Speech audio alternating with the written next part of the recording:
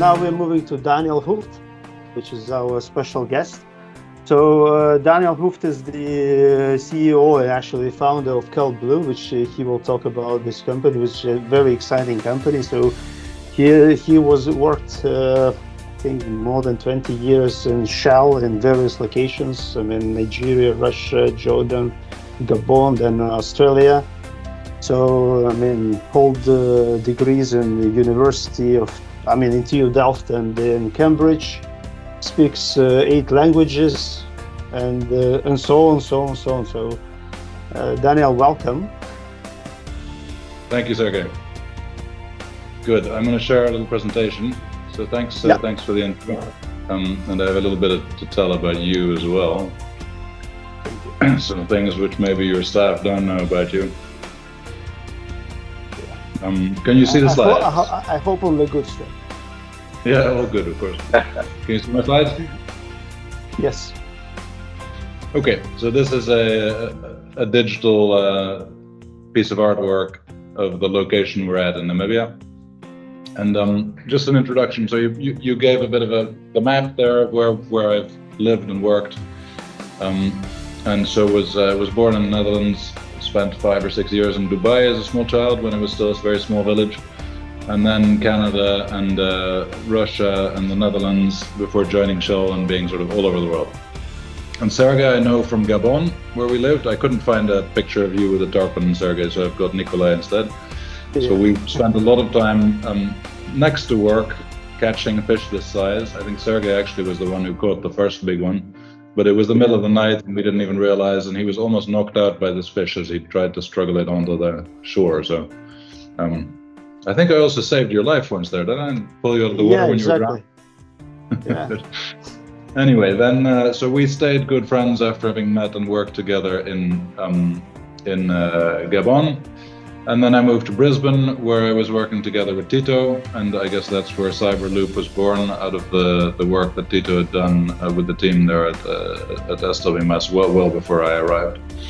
And there's also, I'll put this in the chat later, but if you want to see your CEO snorkeling with whales, then I'll show you this little video.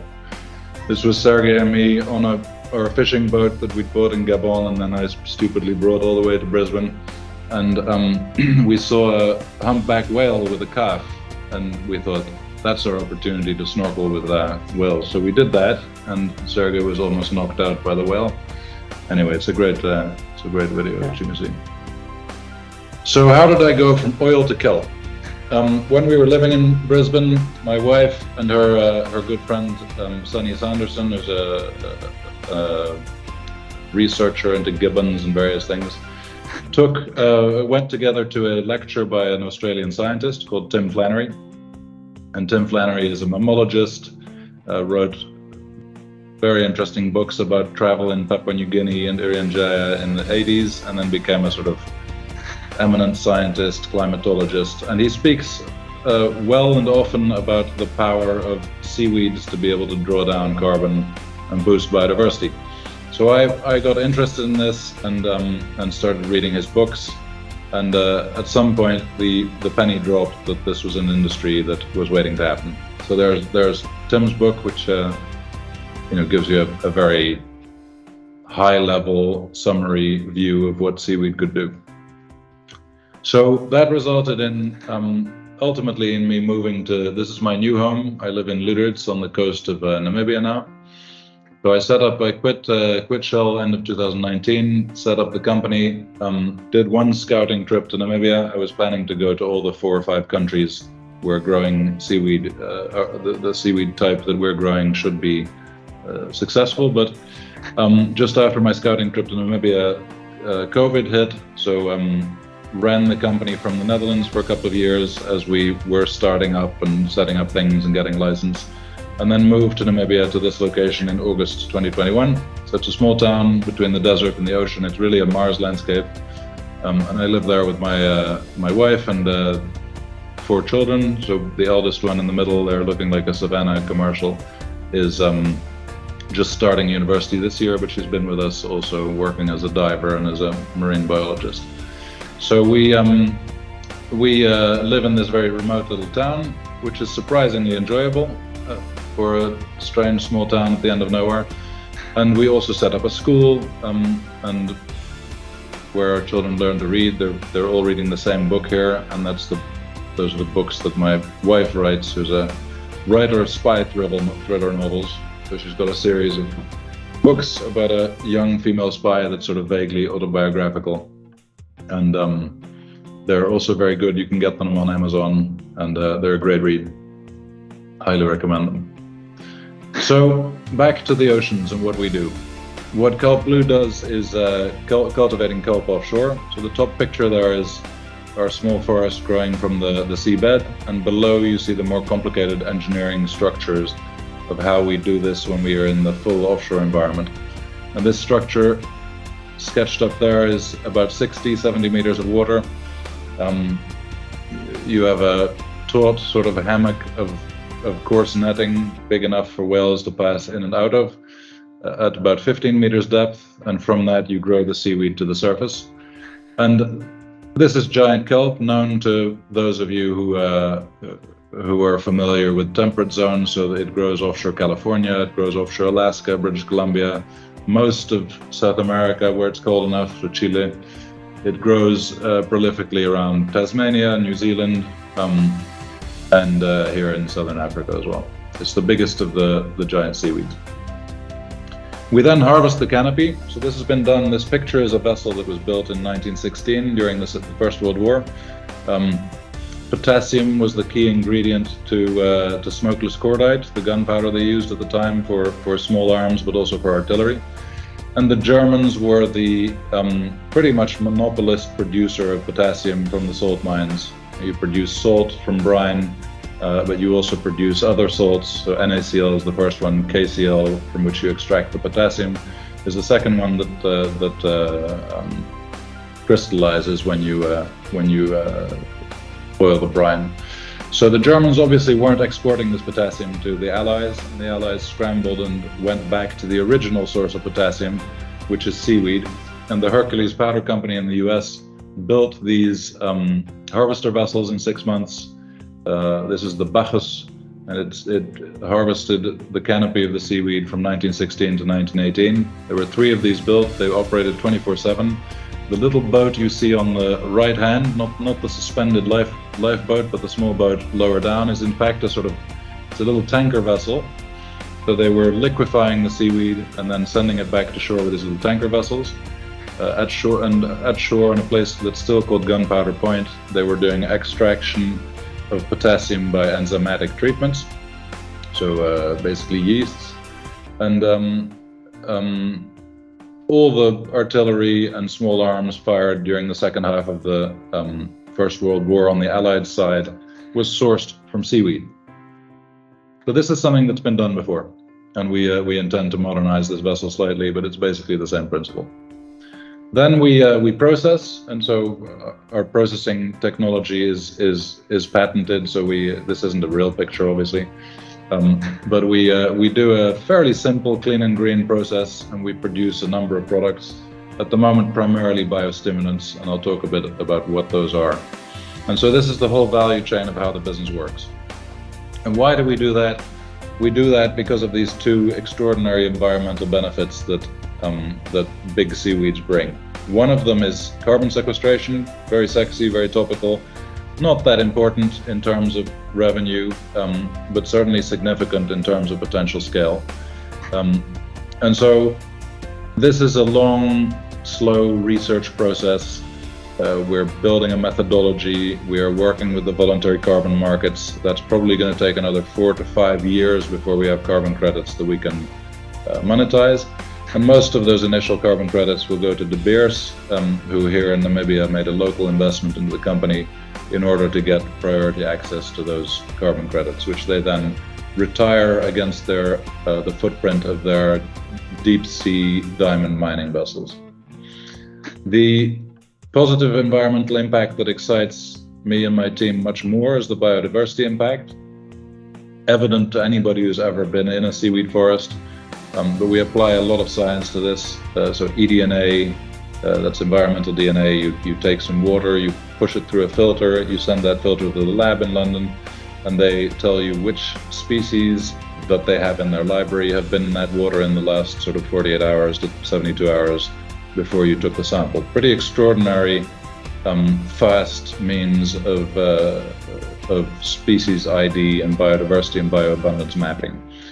We also do visuals, we do underwater cameras, we do passive and active acoustics, so sonar, and then the other one is just microphones listening for noisy species, so dolphins, whales, shrimps that snap, things like that.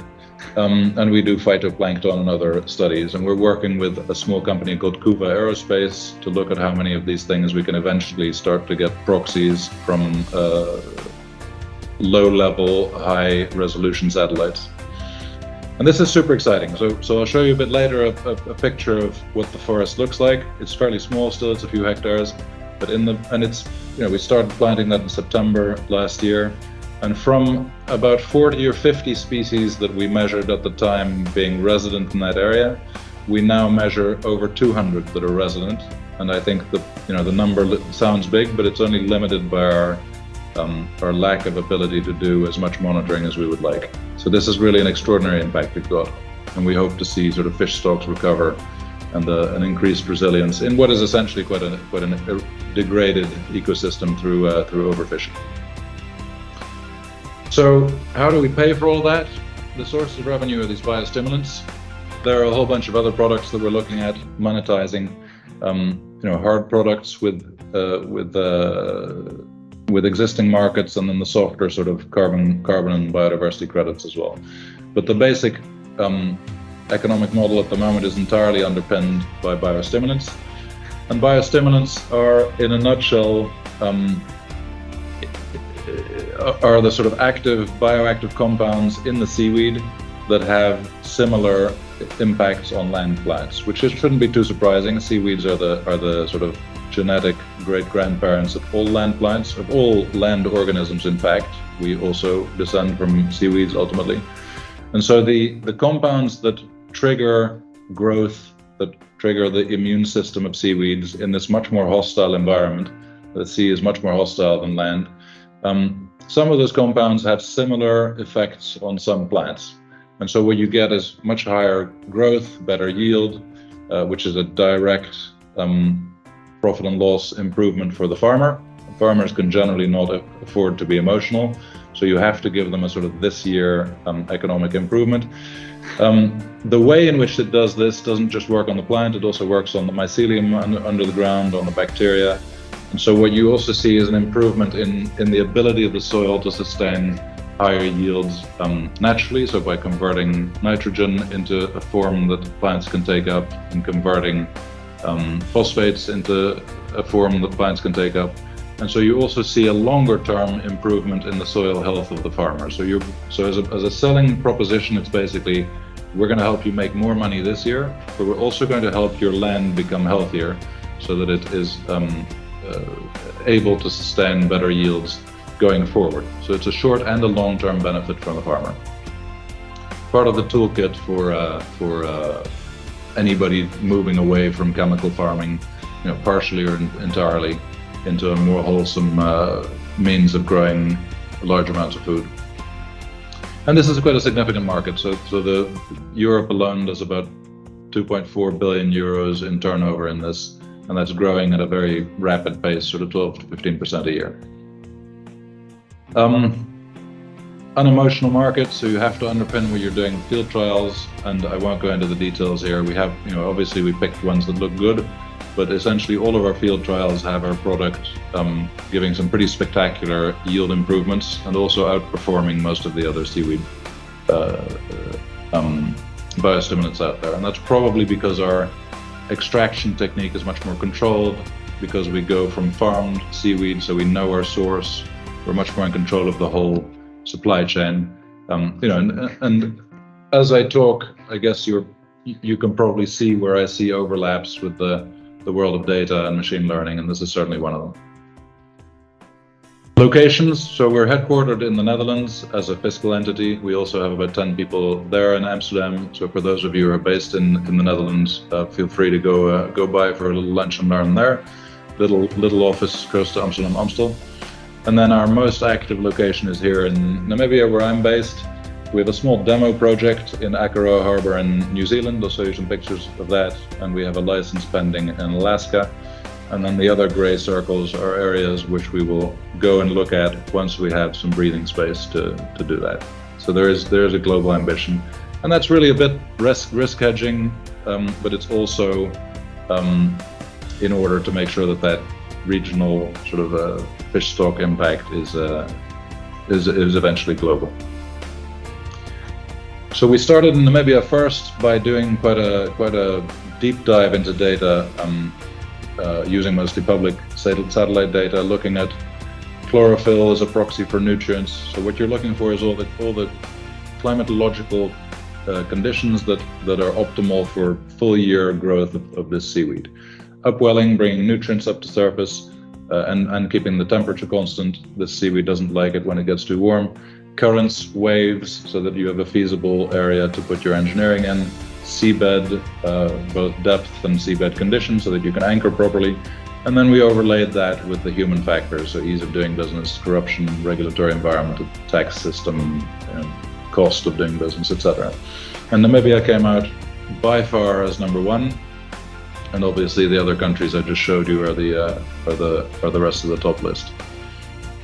So what we actually do here, and who does it? Here's the little team that does the lab and hatchery, and the lab and hatchery is essentially the early stage cycle of this plant that has a dual life stage. I won't bore you with too much of the details, but it essentially has two life forms.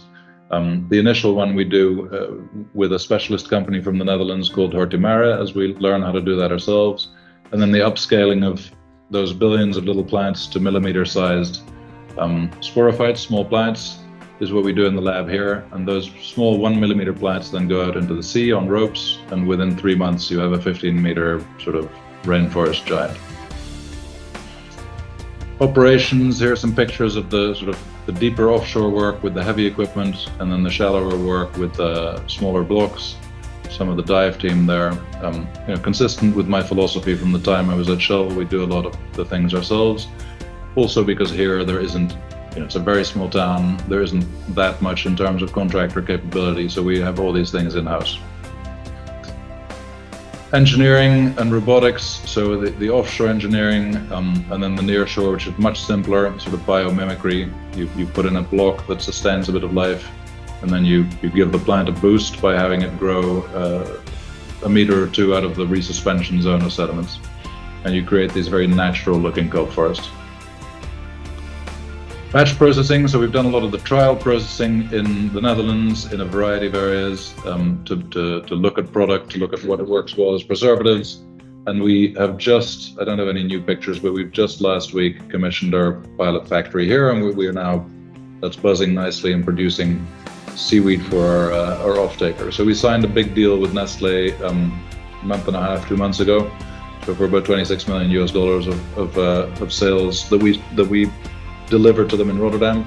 So that's a very big deal for us. It takes us from the startup world where you worry about whether anybody will ever buy, to the sort of scale-up world where you worry about how on earth you're going to fulfill your contracts. I'm sure you're familiar with that.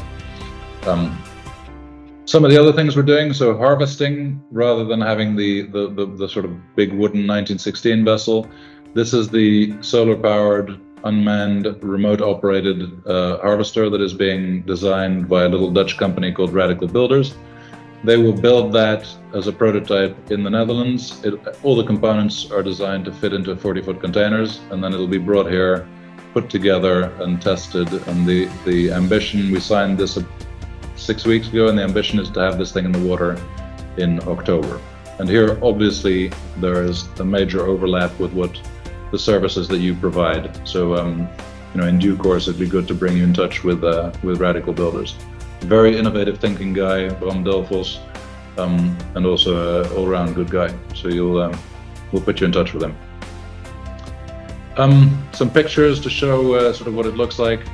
There's Michael on the top left with the plant. It's got these little strange gas bladders that keep it upright, and then long leaves that we chop up to process. And here you can see some harvesting. You can see all the fish that we find in the forests. This is a picture of the team, very young, very diverse, very noisy, lots of fun is had. They work hard as well, though. And so that's 45 people by now. We do a lot about social license. On the left there is the school that we set up. 3 of the kids are mine. I guess it doesn't take a genius to pick which ones they are. And then in the middle there's the Minister of Fisheries, some of our government connects. On the right bottom hand, the business forum we set up. So really both because living here you realize how much impact you can have on a small town like this, but also because it's good business to improve the community we work in. So we have a variety of things that we do there.